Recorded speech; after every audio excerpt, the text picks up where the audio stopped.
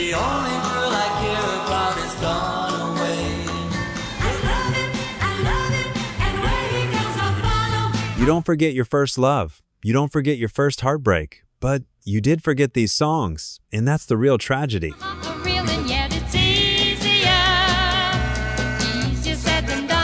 Because in 1963, these voices ruled America. They filled your kitchen, your car radio, your dance floors, and then they vanished.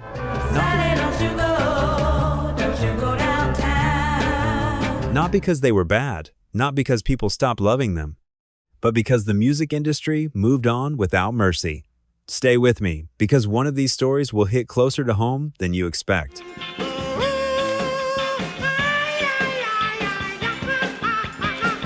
Before the British invasion, before the Beatles changed everything, there was 1963. A year when AM radios ruled, vinyl was king, and a single song could make someone a star overnight and erase them just as fast.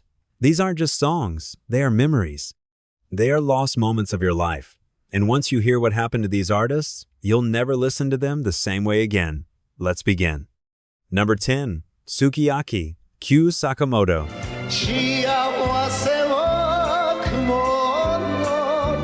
Let me ask you something. How many people in America sang this song without knowing a single word of what it meant? It became a Hashone hit.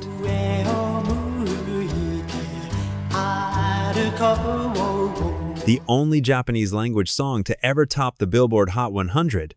That alone should have made Kyu Sakamoto a legend forever.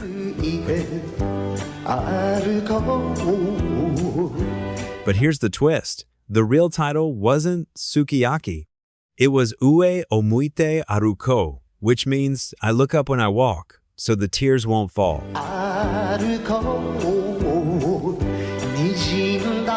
That's not a love song. That's heartbreak. But American marketers thought the real title was too foreign, so they renamed it after a Japanese dish.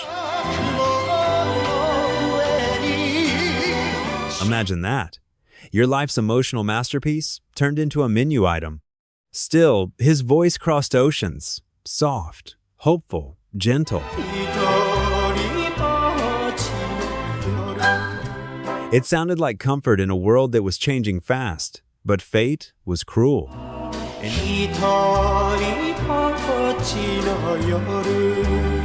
1985, Kyu Sakamoto died in a plane crash. At just 43, one perfect song, one voice that never aged, one story America never truly honored.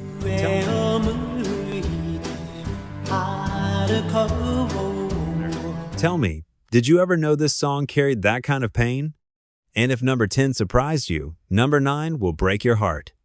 Number 9, Dominique, the Singing Nun. Be honest, did you ever think a nun would top the American pop charts?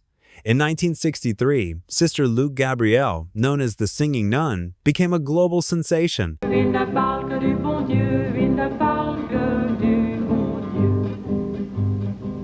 A Belgian nun, singing in French, going number 1 in America. That alone sounds impossible. Her voice felt peaceful, pure, like something safe in a chaotic world. She won a Grammy. And so humbly the music you play Beat major pop stars and became a cultural phenomenon. But behind that soft smile, the church took control of her money. Her career was restricted. Her freedom vanished. Fame became a prison. Dominique, it was good, sing Dominique. Financial problems followed. Emotional pain followed. And in 1985, she died in obscurity. The same year as Kyu Sakamoto.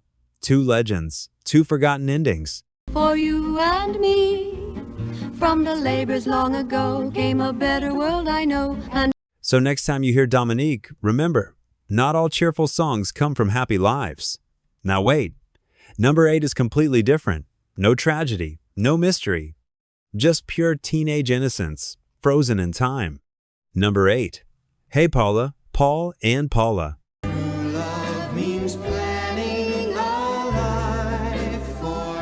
This song isn't about fame, it's about first love.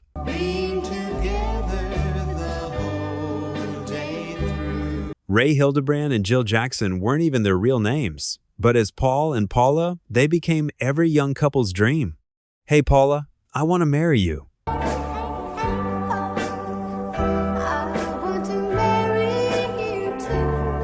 In 1963, that line melted hearts across America. It sounded like handwritten letters, like prom night promises, like holding hands at a drive-in movie, and America believed in them. Hey, Paula, I wanna marry you. But real life doesn't follow fairy tales. They broke up, the duo ended, and their chart-topping magic disappeared with it, but the song stayed. Because everyone remembers the feeling, even if the people didn't last. Waiting and hoping that soon. So let me ask you, what song reminds you of someone you never forgot? Number 7, Rhythm of the Rain, The Cascades. Rain, please tell me now, does that seem fair? Close your eyes for a second. Picture a rainy afternoon. The window is foggy, the radio is low, and this song comes on. For her to steal my heart away when she don't care. Listen to the rhythm of the falling rain, instant emotion. You didn't need to be in love. You didn't need to be heartbroken. This song gave you the feeling. The only girl I care about is gone away. The Cascades were actually a Navy band, not rock stars, not rebels, just regular guys who accidentally created one of the most emotionally powerful songs of the decade. Along with her, she took my heart. It hit the charts hard. It became unforgettable. But here's the cruel truth. They were wiped out by timing. 1 year later, the British invasion arrived. Rain, won't you tell her that I love her so? The Beatles, the Stones, everything changed. And suddenly, gentle American ballads had no space left.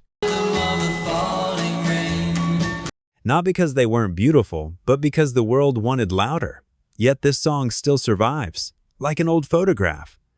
Telling me just what a fool I've been. Faded, but impossible to throw away.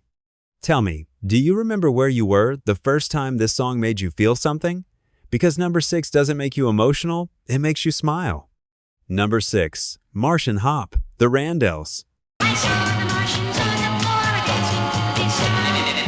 Let's have some fun. Before deep lyrics, before complicated meanings, music was allowed to be weird. The Martians plan to throw a dance for all the youth. In 1963, the Randells asked a serious question.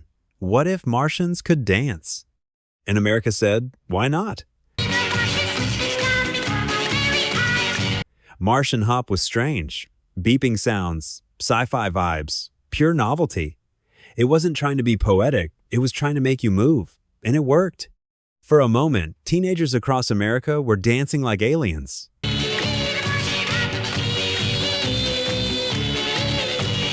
But novelty has a short life. Once the joke is told, there's nowhere else to go. So the Randells faded. But their song became a time capsule of when music was fearless, playful, and unapologetically silly. Remember when music didn't need permission to be fun? Now wait. Number 5 is where innocence meets heartbreak.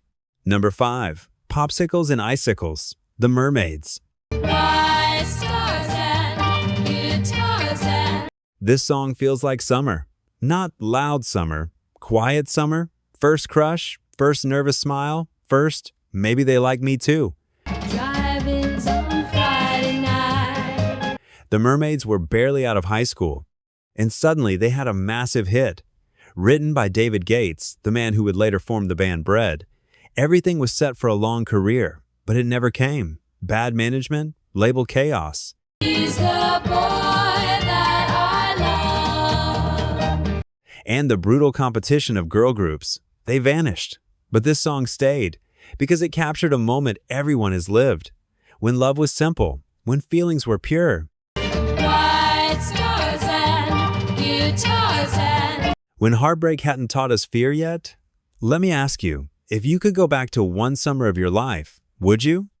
Number 4, Two Faces Have I, Lou Christie.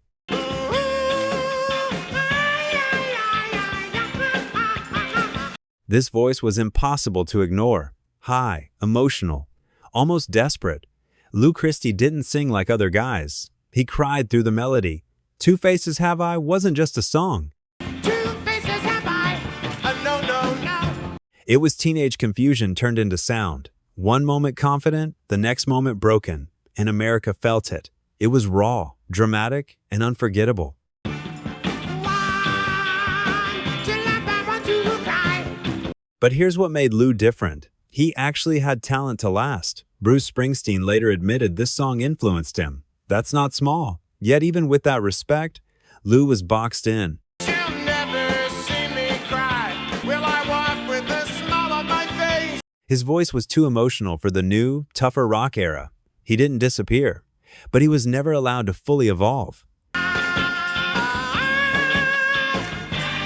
Sometimes the industry doesn't kill careers. It traps them in one moment forever. Do you think that's worse than being forgotten? Because number 3 proves even heroes can vanish. Number 3, easier said than done, the Essex. Real and yet it's easier said than done. This story sounds unreal. They weren't full-time musicians. They were Marines, active duty U.S. Marines, who accidentally created a Hashone hit. Imagine that. He's the one deep in my heart. Training by day, recording music by night, topping charts in between, that ticking intro, tick, tick, tick. The moment you hear it, your body remembers. The song felt effortless.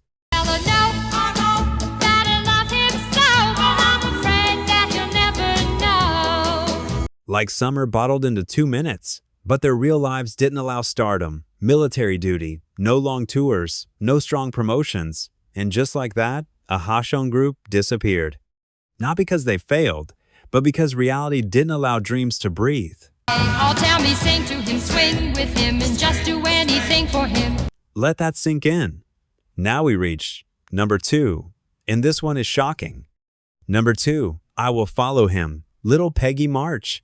I love him, and where he goes I'll follow. She was 15. While most teenagers were worrying about homework, she was topping the Billboard charts. Her voice was powerful, commanding, fearless.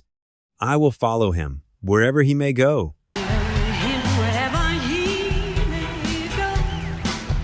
It wasn't just devotion, it was emotional force. America fell in love with her. But childhood fame is dangerous. The pressure, the contracts, the control. She couldn't repeat that success in the U.S.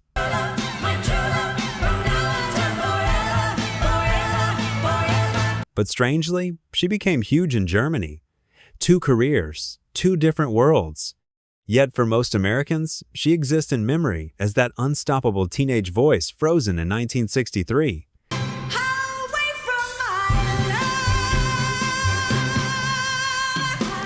Let me ask you something. Would you trade your childhood for immortality in one song? Now, we arrive at number 1. And this one doesn't feel like a hit. It feels like a secret. Number 1, Sally, Go Round the Roses, the Jaynetts. Sally, don't you go downtown. This song is different. It doesn't smile. It doesn't explain itself. It doesn't want to be understood. It haunts. Saddest thing in the whole wide world. The Jaynetts weren't even a real group. It was a studio project. Different singers. Different sessions. No clear identity. And yet, this song became magic. Saddest thing in the whole wide world. See you, baby, with another girl. People still debate its meaning. Betrayal, loss, emotional collapse, or something darker. Nobody knows. Go round the roses. Sally, go round the pretty roses. And maybe that's why it lives. Because mystery never ages. It charted high. It vanished fast.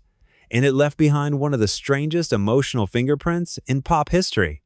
Like a ghost whispering through vinyl. And there you have it. Sally, baby, cry. Get your hair hang down. 10 songs, 10 stories, 10 lives touched by lightning, once. They weren't failures. They were moments. You cry, not a soul knows. Moments that shaped your youth. Moments that shaped American music. Moments that still breathe every time someone presses play. Let your hair hang down. So tell me, which one made your heart pause? Which one brought someone back into your memory? Drop it in the comments. Because your story is part of this history too. And if this journey moved you even a little, like, subscribe. And keep these memories alive, because songs fade, but feelings never do.